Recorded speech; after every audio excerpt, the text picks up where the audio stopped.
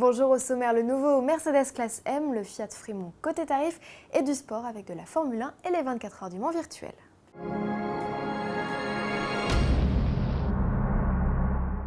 Mercedes a révélé la deuxième génération de son ML, ou plutôt devrais-je dire de son classe M.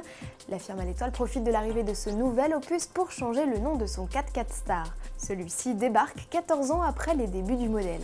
À travers deux longues vidéos, Mercedes nous propose d'apprécier les lignes plus arrondies du baroudeur. Côté gabarit, pas de révolution, le tout-terrain gagne 2 cm en longueur. Sous le capot, en revanche, le rival du BMW X5 innove en intégrant un 4 cylindres diesel 2 litres 1 de 204 chevaux. Ainsi doté, le ML250 BlueTech revendique une consommation de seulement 6 litres au 100 km en cycle mixte. À première vue, les 5 passagers voyageront confortablement dans un environnement toujours aussi luxe. Le classe M fera ses débuts en septembre au salon de Francfort, arrivé en concession courant 2012. Chez Fiat, l'heure est venue de dévoiler les tarifs du Fremont. À son lancement, le monospace est proposé avec 2 moteurs diesel de 140 et 170 chevaux et uniquement en version 2 roues motrices.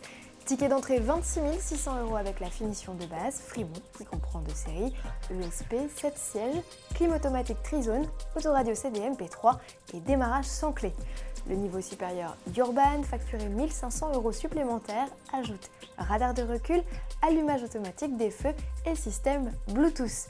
Début 2012, l'offre s'étayera avec l'arrivée des versions 4 roues motrices sur le diesel de 170 chevaux et le V6 essence de 276 chevaux, tarifs respectifs à partir de 31 600 et 33 100 €.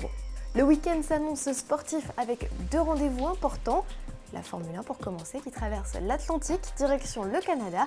Le circuit Gilles Villeneuve n'a pas les faveurs de notre spécialiste Jean-Louis Moncet et il nous dit pourquoi. Parce que j'aime les grands circuits qui disent quelque chose, Spa-Francorchamps, Suzuka, Monaco, Monza pour la vitesse. Au Canada, il n'y a pas vraiment grand-chose, c'est un circuit d'accélération-freinage, point final. Mais en revanche, comme souvent des circuits moins terribles que les autres, moins techniques, moins difficiles, donnent toujours des courses avec du relief. Et c'est souvent le cas à Montréal pour le Grand Prix du Canada. Retour en France, c'est l'effervescence du côté du Mans. La 79e édition de la mythique course d'endurance des 24 heures approche à grands pas.